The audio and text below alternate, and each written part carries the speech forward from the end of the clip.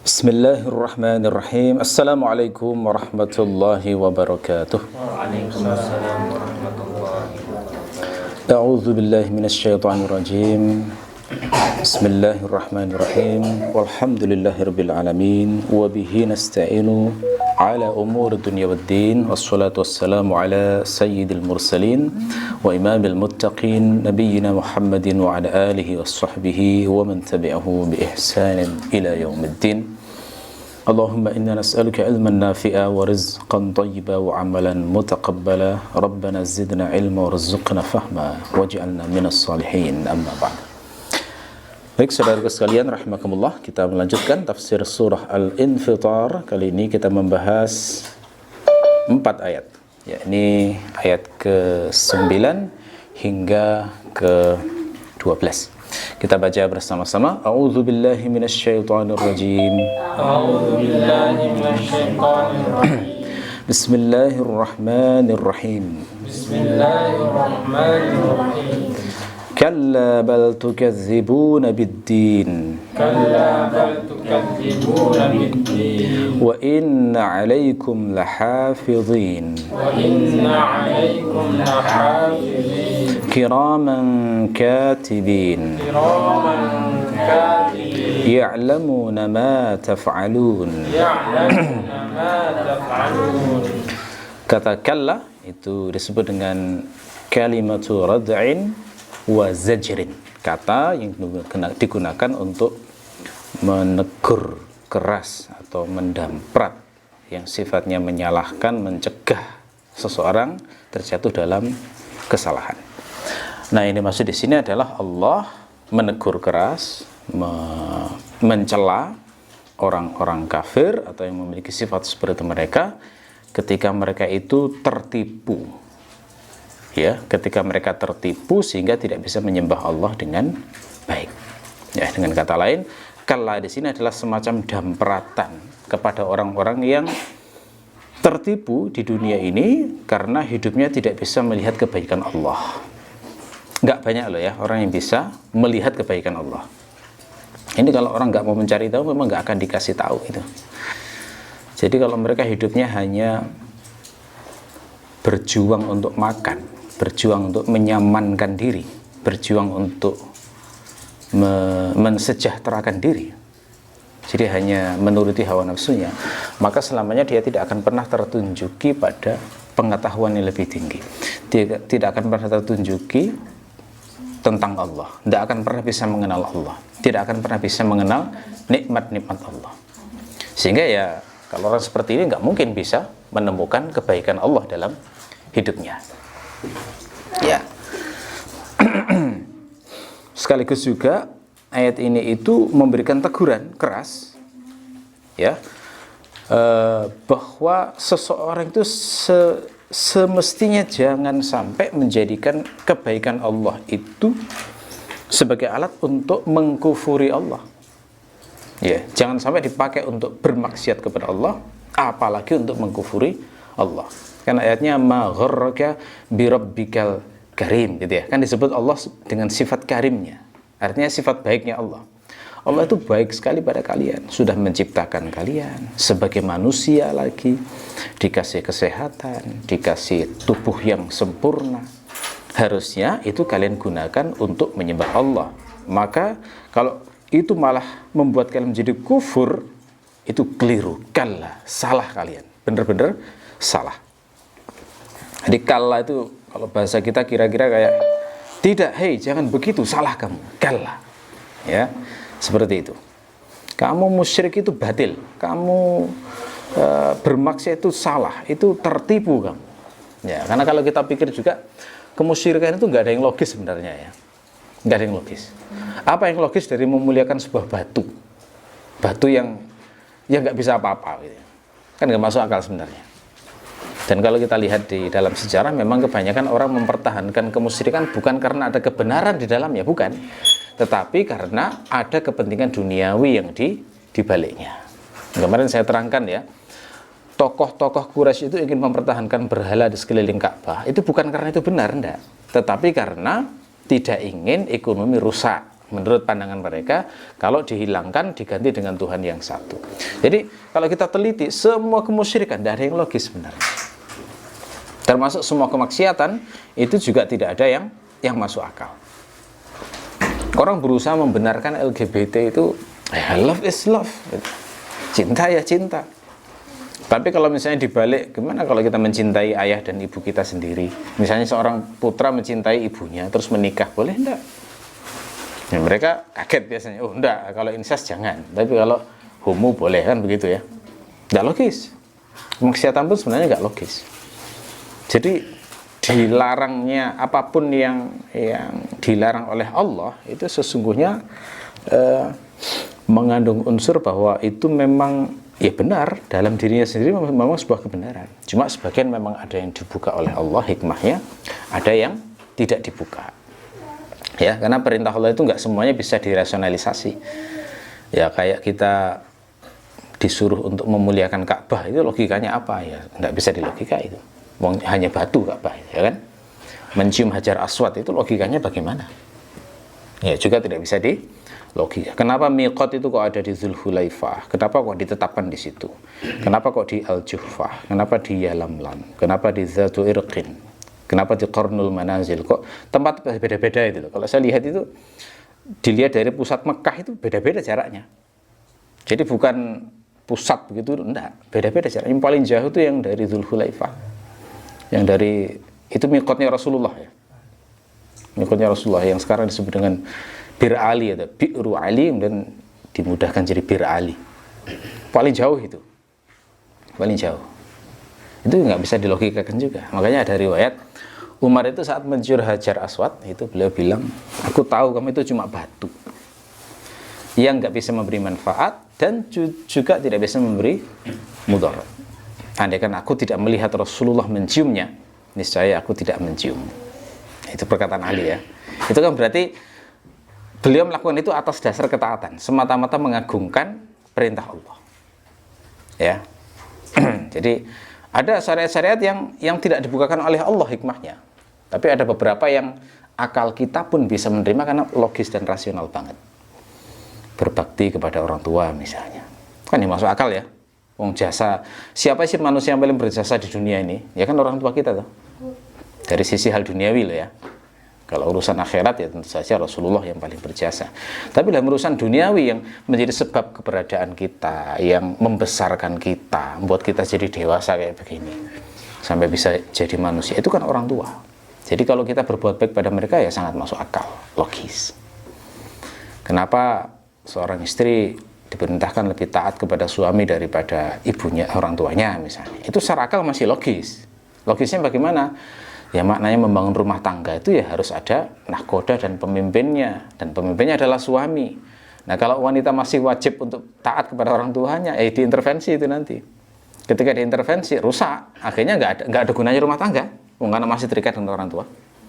Orang tua memerintahkan, udahlah kamu pisah aja, pisah akhirnya. Nggak ada rumah tangga yang jalan kalau otoritas ini tidak diatur dengan baik. Itu masih bisa dilogikakan. Ya, jadi syariat Allah itu yang harus kita yakini ya, semuanya benar, semuanya baik, meskipun ada sebagian yang dibukakan oleh Allah hikmahnya, ada yang tidak sebagai ujian bagi kita ya. Jadi kalau makna ini yang kita pakai, maka seakan-akan kita itu diajari, kalla sekali-kali tidak, sungguh tidak ada satu alasan pun yang bisa membenarkanmu untuk tertipu sampai kamu salah memperlakukan Rabbmu, baik dengan kemusyrikan, kekufuran, bahkan termasuk kemaksiatan terhadap Tuhan. Semuanya itu nggak ada yang logis, nggak ada yang masuk akal. Rasulullah itu juga memberikan perumpamaan bagaimana tidak logisnya kemusyrikan.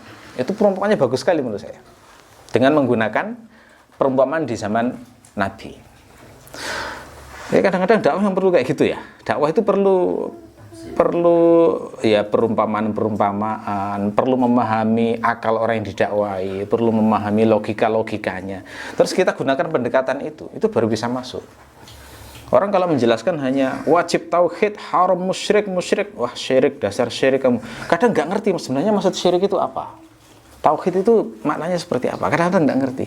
Nah kalau Rasulullah saya lihat mengajarkannya itu Masya Allah indah banget, memberikan perumpamaan sesuai dengan zamannya.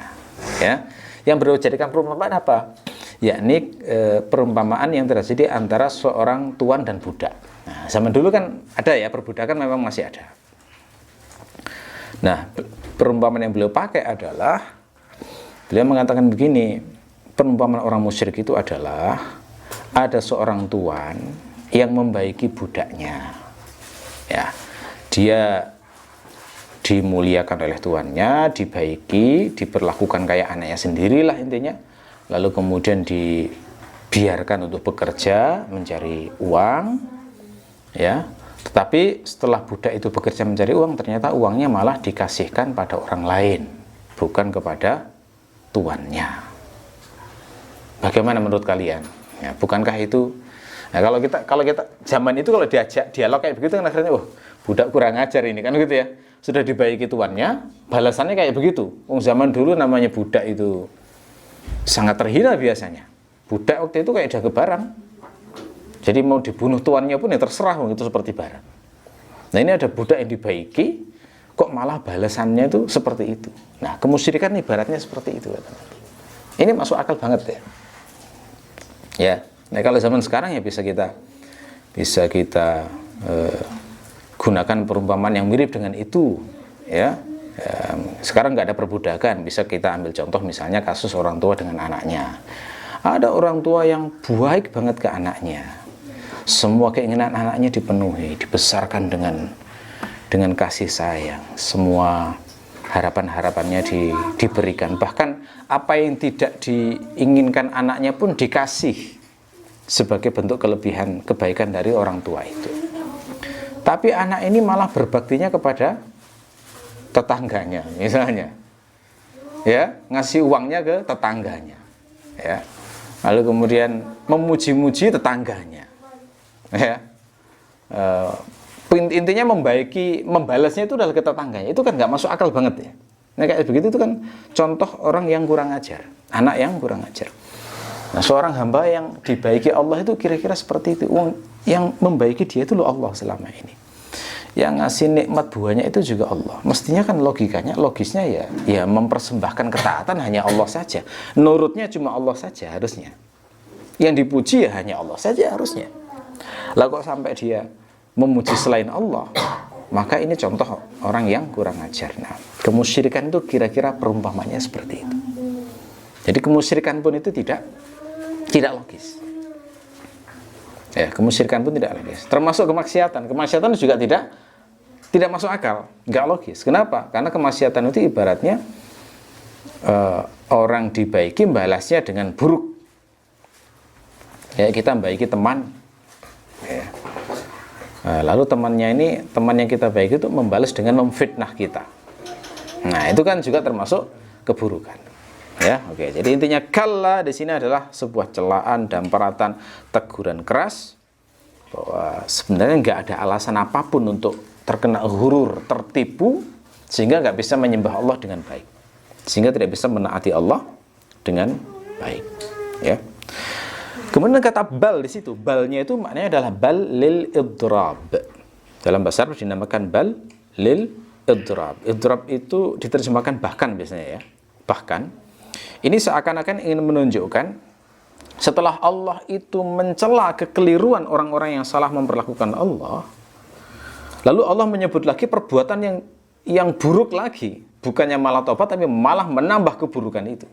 Sudah musyrik, sudah kufur, nambah lagi dengan dosa tukadzibuna biddin. Nah, itu maksud bal di situ, ya. Jadi seakan-akan dikatakan, "Hei, jangan begitu. Jangan tertipu. Hanya karena Rabb membaikimu, kamu kok malah tertipu." Bukan hanya tertipu, malahan kamu berbuat yang lebih bodoh lagi, yakni tukadzibuna biddin. Nah, itu makna bal itu kira-kira seperti itu.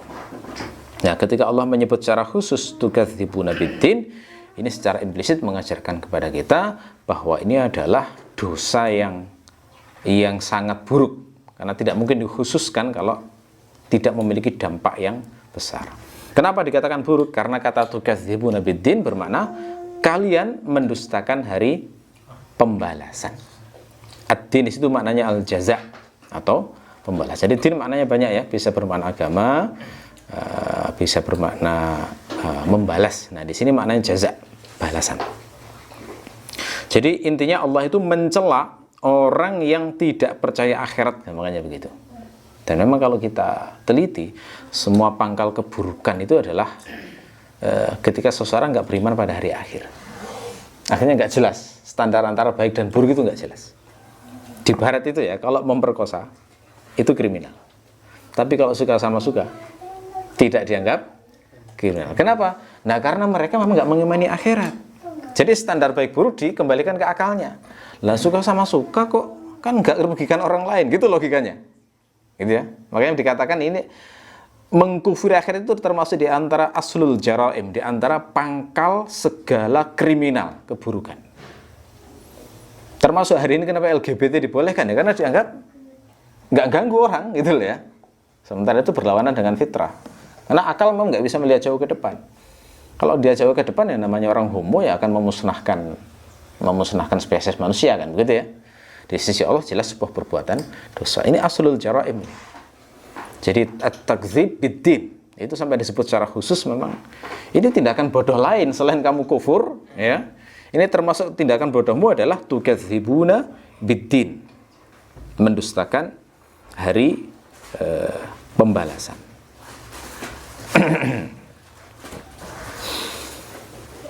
Ya, biasanya orang menolak untuk mengimani hari pembalasan itu bukan karena meyakini bahwa itu nggak ada. Nah, saya belum mengetahui ada orang yang begitu yakin argumentatif membuktikan nggak ada, enggak. Orang yang mengingkari itu karena memang nggak pernah mau serius bahwa memikirkan bahwa hari akhir itu ada. Itu yang sering terjadi. Ya. Jadi orang ateis sekalipun itu kan kadang sering muncul ya dalam dialog itu. Caranya untuk membuat ragu muslim itu hanya mengatakan gimana sih menurutmu kalau misalnya akhirat itu ternyata nggak ada? Kalau kan gitu ya. Artinya dia sebenarnya nggak punya pegangan kuat bahwa itu benar-benar nggak ada, nggak punya argumentasi itu. Itu yang terjadi ya.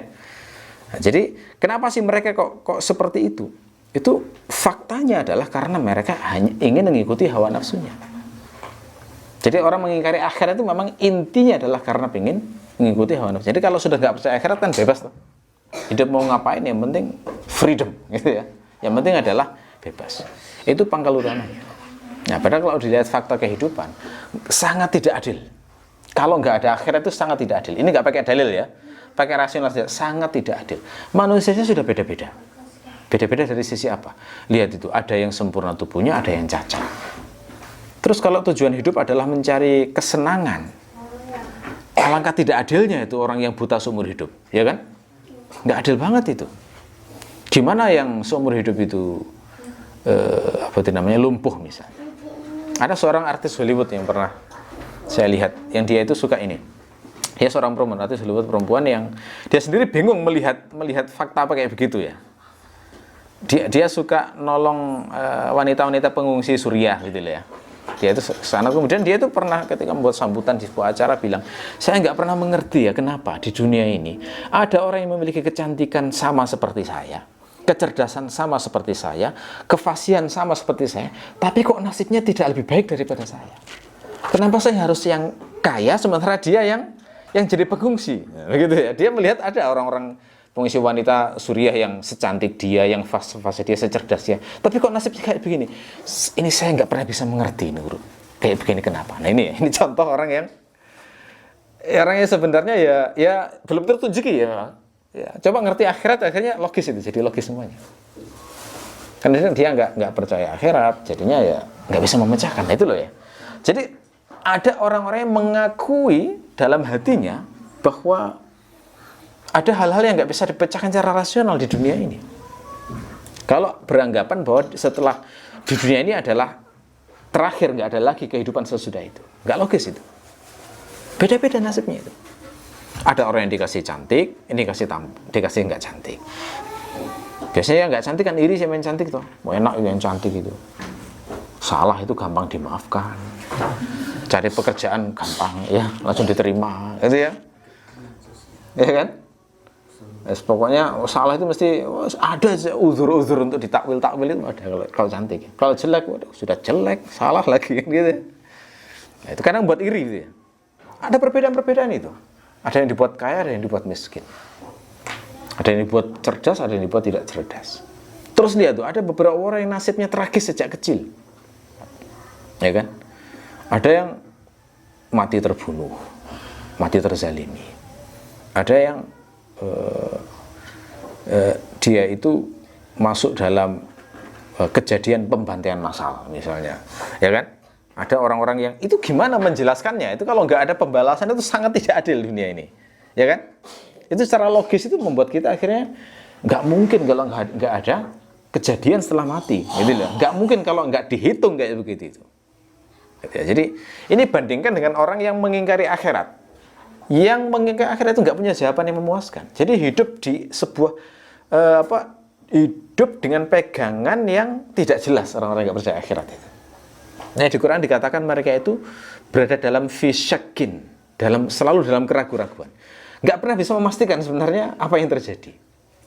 Ya, jadi itu. Makanya ini dipandang sebagai kebodohan. Makanya disebut bal tukadzibuna biddin. Padahal faktanya kalau kamu lihat mustahil nggak ada din itu, nggak ada hari pembalasan itu. Nggak perlu dalil pun itu orang akan bisa merasakan. Yang paling logis semua ini terjadi pasti ada perhitungannya. Kok enak sih orang jahat, orang fasik kok hidupnya bersenang-senang, gitu ya? Yang ahli ibadah kok terkesan kayak susah hidupnya, yang ini kayak miskin, gitu ya? Kayak yang lain itu kayak yang punya kekuasaan, punya politik kayak bebas itu melakukan semua yang ia inginkan. Kan nggak adil ya kalau tidak ada pembalasan setelah hari kematian. Ya, makanya disebut di sini. Nah, secara implisit berarti ayat ini juga sekaligus mengajarkan kepada kita jangan pernah sekali-kali memiliki sebuah keyakinan tanpa dasar yang kokoh. Karena rata-rata orang musyrik kafir itu memiliki bersikap hidup itu ada dasar yang meragukan, atas dasar yang nggak jelas, ya. Tidak kokoh yang goyang, istilahnya begitu ya. Oke.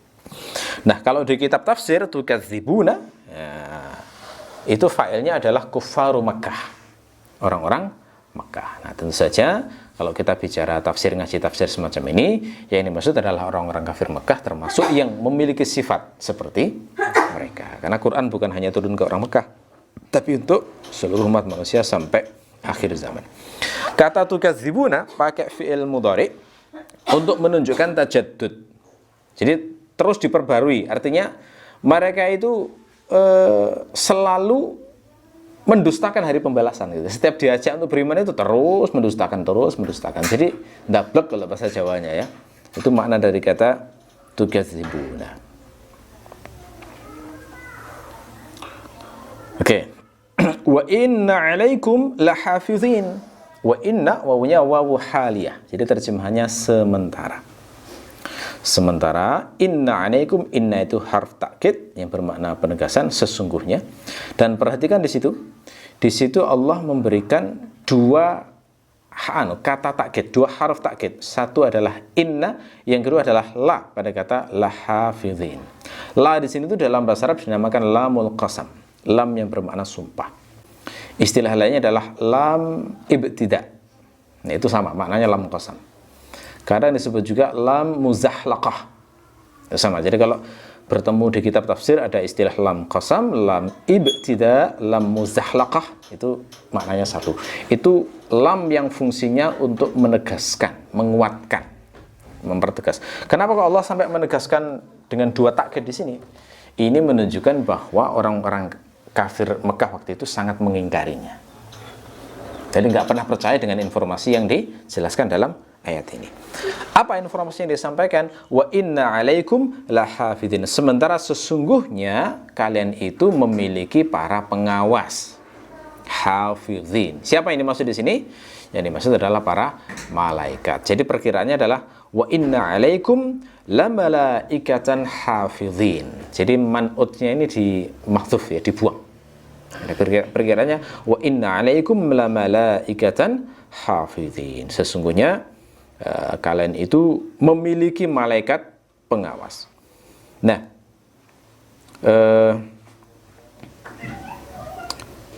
secara implisit ayat ini tuh menguatkan bahwa hari pembalasan itu ada. Kan sebelumnya itu mencela orang yang mengingkari hari pembalasan ya. Terus Allah seakan-akan ingin menegaskan ada hari pembalasan itu dengan mengatakan wa inna alaikum lahafidin. Kenapa?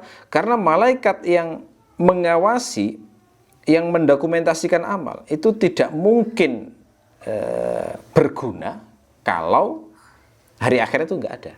Jadi ketika dijelaskan bahwa malaikat itu ada, maknanya berarti mereka itu punya pekerjaan yang nanti akan dipakai di hari pembalasan itu.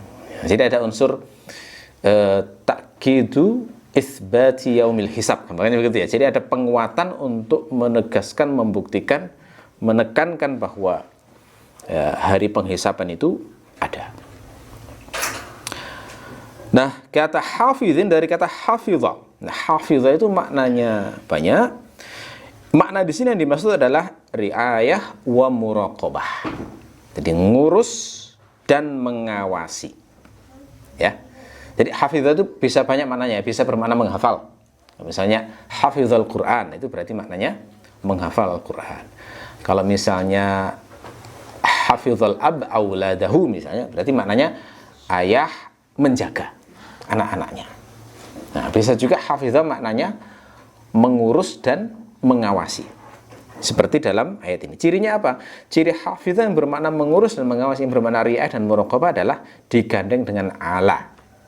Nah, jadi kalau ada gandengannya ala, hafizah ala itu berarti maknanya mengurus dan mengawasi. Jadi nggak boleh diterjemahkan menghafal. Ya. Beda. Nah, ini mirip seperti ayat dalam surat Asy-Syura ayat 6. Allahu hafizun alaihim. Nah, ketika Allah itu mengurus dan mengawasi mereka, begitu. Maknanya berarti seperti itu. Ya. Kalau dalam ayat Ar-Ra'd ayat 11, yahfazunahu min amrillah, berarti maknanya mereka itu menjaganya, menjaga dari urusan Allah. Ya, jadi itu. Oke, nah malaikat itu ngurus kita dari sisi apa? Ada hadis yang menerangkan bahwa Allah itu menugasi malaikat untuk menjaga, mengurus kita, untuk jalbul masalih wa daf'ud dur, gitu ya, mengurus kita dari sisi memberikan inspirasi untuk kebaikan kita, sekaligus menjaga kita dari yang membahayakan kita. Ya. Jadi ada athar yang menjelaskan malaikat itu akan menjaga kita dari hal yang membahayakan kita kalau takdir kita belum mati ya, karena bahaya tersebut. Dan kadang-kadang orang itu menyeberang jalan ya, terus dia ngelamun lalu lewat ya. Lalu tiba-tiba seperti ada sentakan, bentakan, hei, waget gitu ya, akhirnya kemudian mundur. Nah, ini contoh penjagaan malaikat yang semacam itu. Nah, dalam riwayat dikatakan kalau sudah tiba takdirnya untuk mati, maka malaikat akan lepas tangan.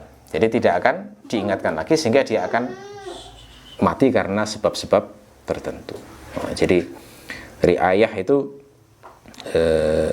seperti itu. Termasuk juga muraqabah itu mengawasi. Maksudnya mengawasi itu bagaimana? Maksudnya mengawasi adalah malaikat akan mengawasi seluruh amal kita dengan maksud didokumentasikan, dicatat.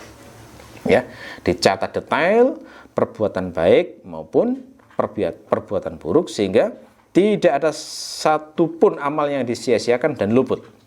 Ya. Kemudian di sini yang patut kita perhatikan juga, di situ pakai jamak. Lafaz hafizin di sini itu memakai bentuk jamak, itu tidak menunjukkan bahwa manusia itu malaikatnya banyak, bukan.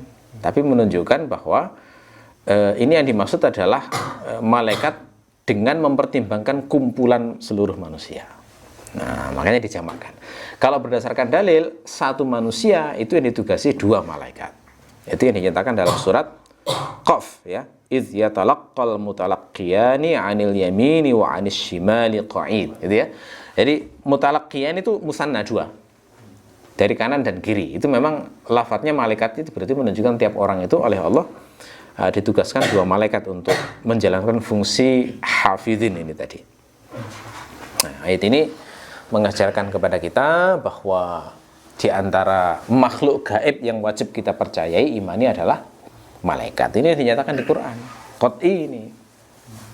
Ya, ini harus diimani. Kalau mengimani makhluk gaib itu malaikat gitu ya. Jangan hantu.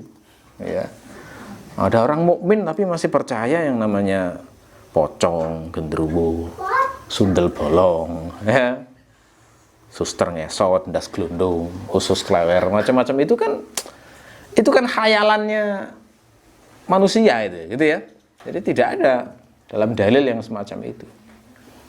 Nggak layak itu orang beriman takut dengan hal-hal kayak gitu itu ya. Sehingga ke kamar mandi minta diantar. Ngapain? Di kamar mandi ada apa? Ya ada air. Gitu ya. Kenapa kok takut hantu? Nggak pernah ada itu cerita orang dicekik kamar mandi oleh hantu. Itu kan nggak ada. Itu kan khayalannya. Gara-gara sering nonton horor itu kayaknya. Atau nonton novel-novel misteri, jadinya kayak gitu. Terus karena dia kadang-kadang itu melihat sesuatu yang kayaknya sama dengan khayalannya, itu dianggap hantu. Lihat putih-putih, waduh, genderuwo, pocong kan gitu ya. Padahal lebih saja kan jemuran itu. Ya kan? Oh, nggak ditahqiq kalau langsung dipastikan itu hantu. Saya seringkali melihat orang yang mengaku melihat hantu. Itu nggak benar-benar melihat hantu. Kayaknya melihat hantu begitu, nggak ada yang benar-benar melihat itu. Terus didramatisasi, gitu ya. Jadi sudah hentikanlah, gitu ya. Hentikanlah apa itu namanya pikiran-pikiran rendah kayak begitu ya. Takut hantu itu sudah nggak layak bagi orang mukmin. Ini loh kalau mau beriman terhadap hal gaib, malaikat yang mengawasi kita. Itu yang harusnya membuat kita itu menjadi waspada, hati-hati untuk tidak melanggar perintah Allah dan bersemangat dalam melaksanakan perintah Allah, ya. Oke, nggak ada itu ceritanya sahabat takut hantu itu, saya nggak pernah menemukan satu riwayat tuh. Ya karena memang ilusi itu, nggak ada, ya sama sekali nggak ada. Mereka nganggap biasa banget ketemu jin ya biasa ya, makhluk Allah biasa begitu. Kayak ketemu ayam, kambing itu aja lah, tidak terlalu heboh lah. Ini makhluk Allah sama seperti saya. Dan bahkan kalau menurut Atsar itu kalau jin itu ketemu manusia jauh lebih takut kepada kita daripada manusia yang penakut terhadap mereka. Nah itu yang harus lebih takut mereka malah. Ya. Dan itu bukan hantu, jin itu nggak sama dengan hantu. Itu kadang-kadang kan dicampur adukkan ya. Jin disangka hantu, setan disama-samakan, padahal konsepnya nggak sama, beda jauh itu. Oke ya. Oke. Nah, di dalam ayat ini dan ayat sesudahnya nanti kita akan belajar bagaimana Allah mengenalkan malaikatnya itu dengan sifat-sifat tertentu. Ada 4 sifat nanti akan kita bahas di sini ya. Ada 4 sifat. Tapi Allah mengawali dengan sifat hifdzun, ya. Sifat mengurus dan mengawasi ini. Untuk apa? Untuk menegaskan hari pembalasan itu hak. Jadi tujuan utamanya begitu. Jadi mengimani malaikat itu memang fungsi utamanya adalah menegaskan, mengukuhkan hari pembalasan itu adalah hak. Sementara 3 sifat sesudahnya yang disebut Allah untuk menjelaskan malaikat itu menyempurnakan sifat hifdzun ini tadi. Setelah itu Allah menjelaskan bahwa sifat malaikat ini kiraman katibin. Kiram itu bentuk jamak dari karim. Ya, karim dari karuma bermakna mulia. Mulia. Jadi karuma itu maknanya nafis. Jadi ada unsur nafasah, berharga. Kenapa malaikat dikatakan mulia di sini? Karena mereka memiliki kualitas jiwa yang sempurna, yang bersih, sehingga malaikat kalau bermuamalah itu sempurna. Malaikat itu kalau melakukan perbuatan apapun juga sempurna, tidak ada cacatnya. Jadi mereka itu mulia di sisi Allah. Jadi Allah yang menciptakan saja itu memandang mereka itu berharga, mulia. Ya, mestinya kita yang makhluknya itu juga bisa memandang para malaikat itu sebagai hamba-hamba yang mulia. Kenapa mereka mulia? Karena mereka taat pada Allah, taat melaksanakan perintah hafizin tadi untuk mendokumentasi amal manusia. Nah, ini sekaligus mengajarkan pada kita ya standar memuliakan hamba Allah itu ya dengan ketaatannya. Jadi ya, karena Allah memuliakan malaikat dari sisi ketaatannya. Ya. Jadi malaikat itu mulia, makanya dusta banget itu orang yang mengatakan bahwa saya itu bisa minta khodam malaikat. Wah, itu menghinakan malaikat itu ya. Khodam itu berarti kan maknanya pembantu. Khodam itu bentuk jamak dari khodim. Biasanya dukun-dukun kayak gitu. Bacalah ini, nanti kamu dapat khodam. Khodam malaikat tuh. Kok enak banget, malaikat itu turun atas perintah Allah. Nggak bisa dengan perintah manusia. Malaikat itu melakukan apapun atas perintah Allah. Nabi pun nggak bisa merintah turun malaikat itu.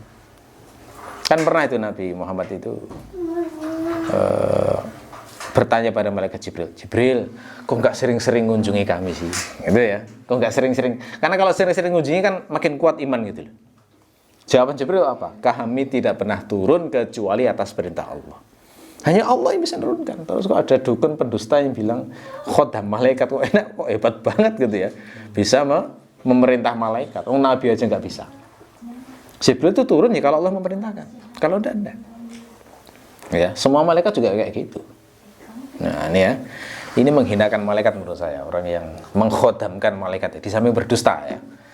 Jadi tidak memperlakukan malaikat secara benar yang disebut Allah kiraman. Lalu kemudian Allah menyebut sifat yang ketiga yakni katibin, menulis. Ini kalau menurut Ibnu Ashur ini adalah menulis yang bermakna majasi. Bukan menulis yang bermakna hakiki.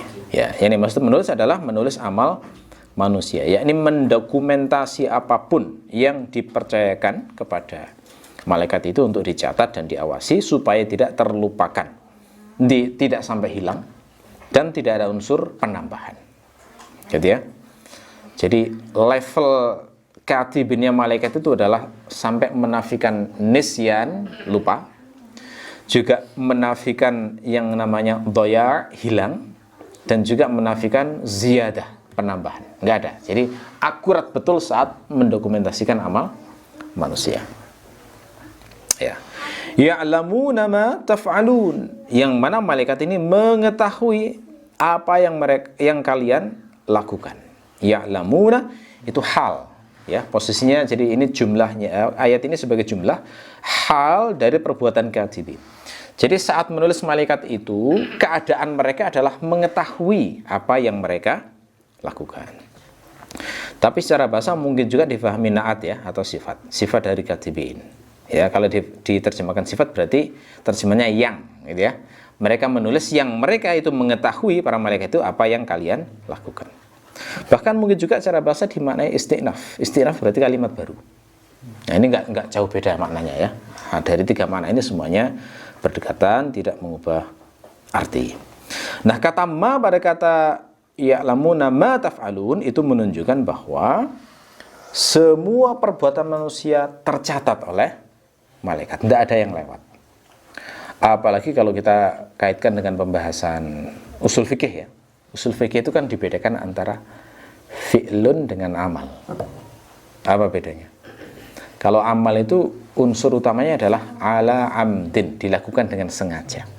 Kalau fi'lun itu mencakup semuanya, sengaja maupun enggak sengaja kena. Nah, definisi hukum syara itu kalau di usul fikih kan khitabus syari' al-muta'alliqu bi af'alil ibad, gitu ya. Seruan syariat, seruan pembuat syara' yang berhubungan dengan perbuatan hamba. Kenapa kamu enggak pakai kata khitabus syari' al-muta'alliqu bi a'malil ibad misalnya? Kenapa? Karena kalau a'mal lebih sempit. Begitu pakai af'al maka lebih luas. Jadi mencakup amal yang sengaja maupun enggak sengaja. Itu ada hukum syaraknya, ada fikihnya gitu loh maksudnya. Makanya orang membunuh enggak sengaja tetap dihukumi, ada hukumnya. Bayar diat gitu ya. Kenapa? Ya meskipun secara hukum dia enggak dosa, tapi ada konsekuensi hukumnya. Nah, itu af'al. Nah, di sini pakai kata taf'alun. Fa'ala itu berarti perbuatan manusia sengaja atau enggak itu ada catatannya semuanya. Jadi jangan dikira ada yang luput, enggak. Semuanya kena semuanya. Dan yang menarik di sini adalah dikatakan ya'lamun, malaikat itu memiliki sifat ilmun. Nah, ini berarti 4 sifat ya malaikat ya. Pertama hifdzun tadi, mengurusi dan mengawasi. Yang kedua adalah sifat karam, kemuliaan. Yang ketiga adalah sifat kitabah, menulis ya. Yang terakhir adalah sifat ilmun, mengetahui. mengetahui yang apa semua yang kalian lakukan. Berarti ini zahirnya bermakna lahir maupun batin malaikat semuanya tahu. Nah, yang sedang jadi pertanyaan kan begini tuh. Kalau misalnya seseorang melakukan sebuah perbuatan zahir, malaikat mencatat, oke lah, sudah bisa paham. Pertanyaannya, apakah malaikat itu juga mencatat amal batin? Kan manusia juga punya amal batin tuh. Amal batin itu kayak ya tawakal, cinta kepada Allah, husnudzon kepada Allah, keinginan berbuat baik, keinginan berbuat maksiat. Itu kan amal batin ya. Apakah malaikat tahu kayak begini ini? Tahukah amalan hati ini? Gitu ya. Nah, jawabannya adalah kalau secara bahasa kata taf'alun fa'ala itu hanya mencakup amar zahir. Jadi nggak masuk a'malul qulub, nggak masuk itu. Itu secara bahasa ya. Tapi dalil menunjukkan bahwa malaikat tahu amal batin. Nah, gitu ya. Dalilnya apa? Saya bacakan. Saya yakin antum sering mendengar hadis ini. Cuma mungkin istidlalnya yang belum. Hadisnya bunyinya begini. Rasulullah bersabda meriwayatkan dari Allah. Berarti hadis qudsi ini. Ya. Rasulullah mengatakan, "Innallaha katabal hasanati was sayyi'at, thumma bayyana dzalika." Faman hamma bihasanatin falam ya'malha katabaha Allahu lahu 'indahu hasanatan kamilah. Fa in huwa hamma biha fa'amilaha katabaha Allahu lahu 'indahu 10 hasanatin ila 700 dhifin ila ad'afin katsirah. Wa man hamma bisayyi'atin falam ya'malha katabaha Allahu lahu 'indaha hasanatan kamilah. Fa in huwa hamma biha fa'amilaha katabaha Allahu lahu sayyi'atan wahidah. Rawahu Bukhari fi sahihihi. Sesungguhnya Allah itu menulis kebaikan dan keburukan. Maksudnya tentu saja malaikat. Ya. Allah menulis yang didelegasikan, diwakilkan ke malaikat, gitu maksudnya ya. Kemudian summa bayyana dzalik, kemudian menjelaskannya bagaimana barang siapa yang punya yang ingin melakukan sebuah kebaikan kemudian dia tidak melakukannya, maka Allah akan menulisnya di sisinya sebagai satu kebaikan sempurna. Jadi hanya kerentek saja, hanya keinginan saja untuk melakukan kebaikan sudah dicatat satu kebaikan. Nah kan berdasarkan ayat ini kan kita sudah belajar yang mencatat kebaikan siapa? Malaikat kiraman katibin, gitu ya. Nah kalau di sini dikatakan bahwa keinginan berbuat baik itu sudah dicatat meskipun belum dilakukan, mafhumnya berarti malaikat tahu kalau dia mau berbuat baik. Itu logikanya ya.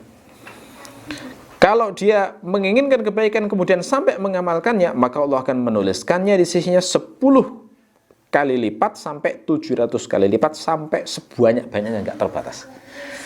Nah ini ya, ini rahasianya banyak ini kok. Sebuah amal itu sampai dilipat gandakan sekian, itu pembahasan tersendiri. Tapi yang paling menentukan diantaranya ikhlas. Karena ikhlas itu memang ini ya. Kadang satu amal itu kita perlu nata niat berkali-kali itu. Apalagi amal yang durasi pelaksananya panjang. Ya, itu perlu ditata niat berkali-kali. Kayak haji misalnya. Haji itu godaannya luar biasa loh ya. Haji biar disebut Pak Haji atau Bu Haji itu akan muncul terus itu. Nah, kalau setiap muncul itu kemudian istighfar, astagfirullahaladzim, bismillah, aku melakukannya karena Allah. Tercatat kebaikan lagi, ngelawan lagi tercatat lagi. Itu ya, di antara hikmahnya mengapa kok dilipat gandakan sampai 10 kali sampai 700 kali sampai tak terbatas. Mungkin orang harus menata niatnya sampai 700 kali kan dalam satu amal itu ya. Jadi bisa menjadi bersih. Ya, termasuk juga amal-amal yang besar itu, amal yang manfaat yang besar di sisi Allah itu memang dilipat gandakan luar biasa. Dibandingkan dengan amal yang lain. Seperti dalam riwayat misalnya kayak puasa itu ya. Puasa itu kan sangat dihargai Allah. Makanya sampai hanya Allah yang tahu itu berapa hitungannya, saking banyaknya. Nah, itu ya. Lalu di sini dikatakan, dan barang siapa menginginkan keburukan, ingin maksiat, tapi tidak mengamalkannya, maka Allah menulisnya satu kebaikan sempurna. Dan kalau dia menginginkan keburukan, kemudian mengamalkannya, maka Allah akan menulisnya satu keburukan saja. Nah ini semuanya menunjukkan hanya sekedar hamma, hanya menginginkan saja itu sudah ada catatannya. Berarti itu amalan hati diketahui oleh malaikat. Karena itulah Ibnu Hajar al-Asqalani dalam kitab Fathul Bari menegaskan kesimpulannya begini kata beliau. Wa fihi dalilun ala annal malaka yattali'u ala ma fi qalbil adami Ya. Dalam dalil ini, dalam hadis ini ada dalil bahwasanya malaikat itu mengetahui apa yang ada dalam hati manusia. Itu kesimpulan dari Ibnu Hajar Al-Asqalani. Bagaimana cara malaikat tahu? Nah, ini hanya Allah yang tahu. Ini kan soal mekanisme ya. Kalau soal mekanisme hanya Allah yang tahu persisnya seperti Allah. Allah menciptakan pada manusia itu sebuah potensi yang membuat malaikat itu menjadi tahu akhirnya isi hati manusia. Ada satu asar yang menarik yang gak apa-apa lah kita pegang asar ini untuk sekedar membayangkan meskipun hakikatnya tetap harus diserahkan kepada Allah. Ya, asarnya bunyinya bagaimana? Bagaimana malaikat bisa tahu hanya dengan niat saja kok? Ini niat baik, niat buruk itu tahunya dari mana? Nah, katanya begini. Yajidul malaku lil hammi bisayyi'ah raihatan khabithah wa bil hasanah raihatan thayyibah. Malaikat itu kalau mendapati orang yang ingin berbuat maksiat, maka akan mencium bau busuk. Oh, berarti ini mau berbuat maksiat ini. Kalau sudah ada bau busuk dari seorang manusia, ini mau maksiat ini. Tapi kalau ternyata bau busuknya hilang, nggak jadi, ditulis satu kebaikan. Tapi kalau sudah mau berbuat baik, maka akan mencium bau yang wangi dari hamba tersebut. Ya, sehingga dengan begitu langsung ditulis satu kebaikan. Begitu dilakukan, maka dia akan mencatat 10 kali lipat sampai 700 sampai tak terbatas. Nah, ini bagus juga untuk membayangkan ya bahwa seperti itulah mekanisme atau caranya malaikat mengetahui hati manusia. Jadi enggak sampai levelnya mengetahui kayak Allah mengetahui, enggak. Jangan dibayangkan semacam itu. Tapi mengetahui dengan cara mekanisme yang ditetapkan oleh Allah. Nah, di titik ini saya ingin sedikit memperdalam tentang soal niat yang dicatat dan tidak ya. Karena ini kadang-kadang menimbulkan kebingungan karena niat manusia itu bertingkat-tingkat. Jadi enggak satu level ya, yang dicatat mana itu harus tahu gitu ya. Nah, penjelasan yang sangat bagus yang terkait dengan hal ini yang sampai saya buat catatan khusus di website Tirtaqi itu diterangkan oleh Ibnu Allan di kitab Dalilul Falihin ya. Beliau mengatakan bahwa sebenarnya tingkatan niat manusia itu ada 5. Niat maksiat maupun buruk ya, itu sebenarnya 5 tingkatannya. Yang pertama dinamakan hajis. Apa itu hajis? Hajis itu lintasan. Jadi hanya berkelebat saja. Berkelebat saja. Jadi misalnya seseorang itu tergagas untuk mabuk misalnya. Lintasan. Kalau mabuk kayaknya enak ya rasanya. Terlintas saja. Itu namanya hajis. Hajis. Begitu lintasan sudah mengalir dan membayang. Mengalir dan membayang, nggak hanya terlintas terus hilang ya, tapi sampai levelnya mengalir dan membayang, itu dinamakan khotir. Khotir. Ilmu itu kadang-kadang ilham itu munculnya juga dalam bentuk khotir ya. Makanya ada istilah sayyidul khotir, memburu khotir. Khotir itu karena levelnya sudah mengalir dan membayang. Tapi kalau nggak segera dicatat hilang biasanya ilham atau ilmu jenis ini. Makanya Ibnu Al-Jauzi itu termasuk sangat serius untuk mendokumentasi ilham-ilham kebaikan sampai jadi kitab itu ya, Sayyidul Khotir. Jadi khotir itu ciri khasnya adalah mengalir dan membayang. Jadi keinginan mabuk tadi kalau sudah sampai mengalir, membayang, sudah jadi pikiran beberapa saat ya, wah kayaknya kalau aku meminum khamr itu, enak kayaknya, nggak pernah saya masa hidup selama ini hanya minum air aja. Coba sih khamr gimana rasanya ya, enak kayaknya. Sudah mulai level mengalir membayang, maka dinamakan khotir. Begitu keinginan maksiat itu sudah levelnya 50-50 antara melakukan dan tidak. Berarti itu sudah dinamakan hadisun nafsi. Jadi hadisun nafsi itu sudah ada keinginan, kayaknya aku akan melakukan deh. Gitu ya. Tapi kemudian ada sesuatu yang mencegahnya, tapi nanti gimana kalau saya melakukan? Kan dosa ini haram ya, gimana ya? Nah, sudah mulai ragu gitu. Ketika sudah mulai 50-50, maka disebut hadisun nafsi. Begitu sudah semakin kuat melewati 50%, maka disebut hammun. Nah, ini disebut dalam hadis ini. Hamma bil sayyi'ah. Ya, hamma bil hasanah.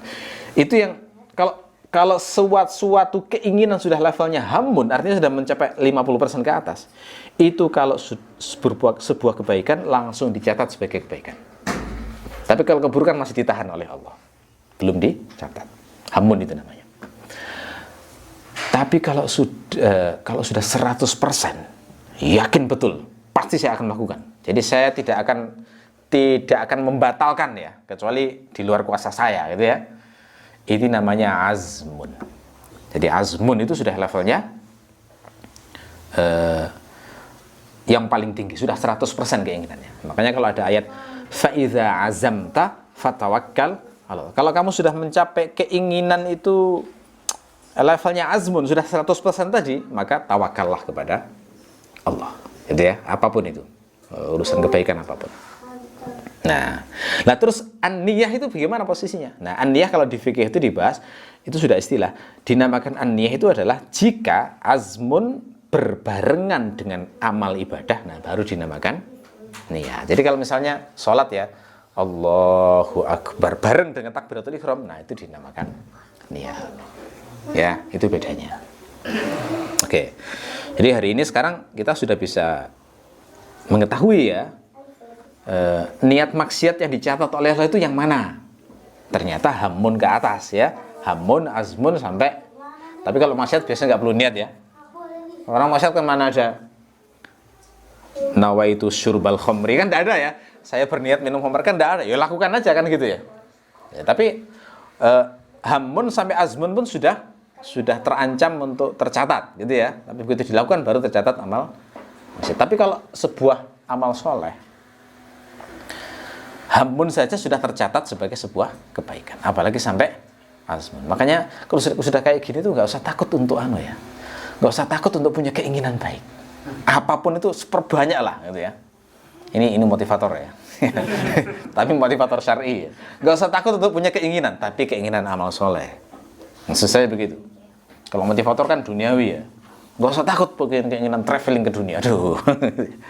itu membuat orang jadi tamak itu. Keinginan itu keinginan yang baik. Aduh, pengen aku rasanya menghatamkan Quran tiap hari.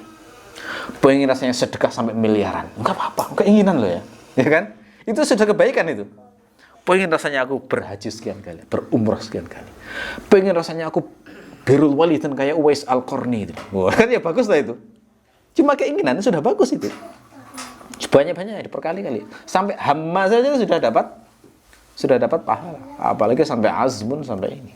Nah, dari sini akhirnya kita juga bisa merasa lega. Oh, ternyata kalau hajis dimaafkan. Siapa yang bisa lewat dari apa? Yang selamat dari hajis itu loh, nggak ada. Orang sebaik apapun pasti ada lintasan-lintasan yang nakal-nakal itu pasti ada, ya kan?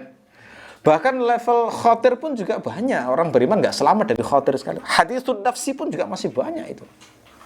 Tapi semuanya dimaafkan. Ya, nggak tercela.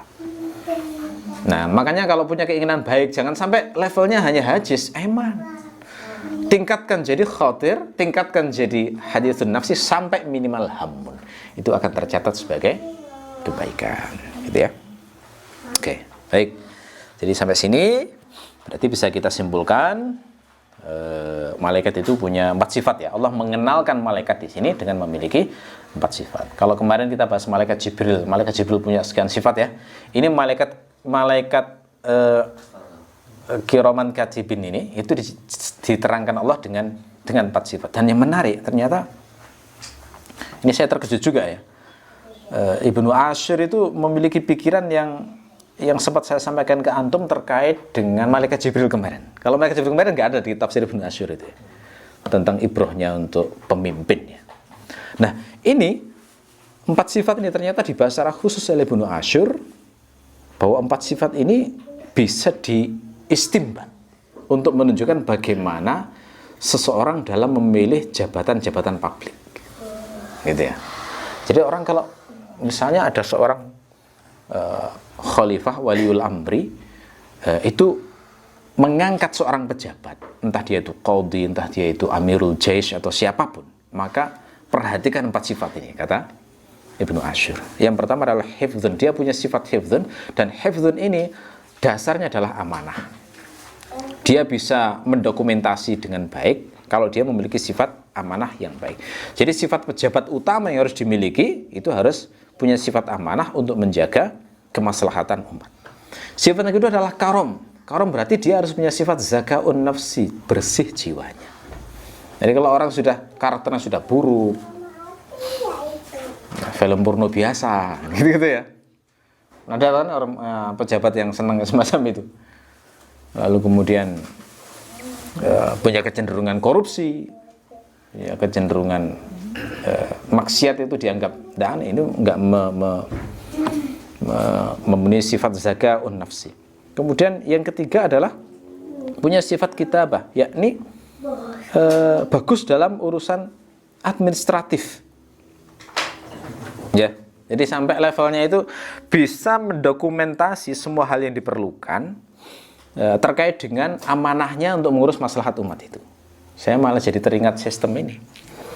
Sistem di zaman sekarang kan ada yang namanya organisasi apapun itu kalau ingin disebut baik itu kan diakreditasi dari sisi manajemennya.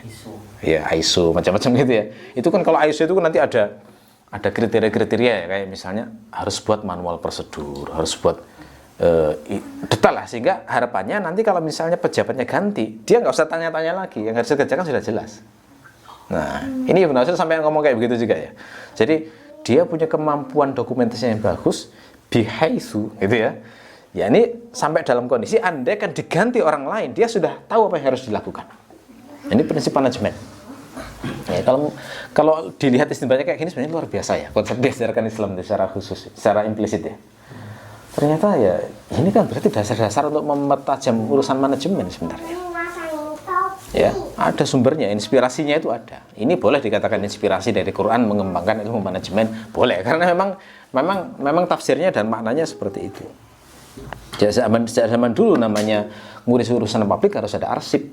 Kalau nggak ada arsip rusak itu nantinya. Makanya sejak zaman dulu itu ada arsip terkait dengan putusan hukum, arsip daftar saksi yang bisa diterima siapa, arsip daftar perkawinan bagaimana dan seterusnya. Kemudian sifat yang keempat adalah ilmun, yakni mengetahui kondisi yang diurusi. Jadi orang harus pakar di situ. Nggak harus ulama memang untuk jadi pejabat publik, meskipun itu keuntungan kelebihan tambahan. Tapi dia harus mengerti betul yang diurusi apa. Kalau dia adalah seorang jenderal, amirul jais, berarti harus mengerti militer. Sehingga ngurusnya benar sesuai dengan militer. Jangan sampai diangkat ngurusi urusan militer, tapi dia nggak ngerti apapun urusan militer, ngerusak itu namanya. Ya, kalau dia seorang qadhi berarti harus faqih. Jangan sampai qadhi diangkat dari orang yang nggak pernah belajar fikih, ya, akan menimbulkan kesesatan dalam membuat putusan hukum. Jadi jadi dari sifat ilmun ini digali bahwa orang ngurusi urusan publik itu harus mengerti semua yang diurusi. Baik, saya kira cukup untuk kajian hari ini. Mudah-mudahan bermanfaat. Subhanakallahumma wa bihamdika asyhadu an la ilaha illa anta astaghfiruka wa atubu ilaik. Assalamualaikum warahmatullahi wabarakatuh.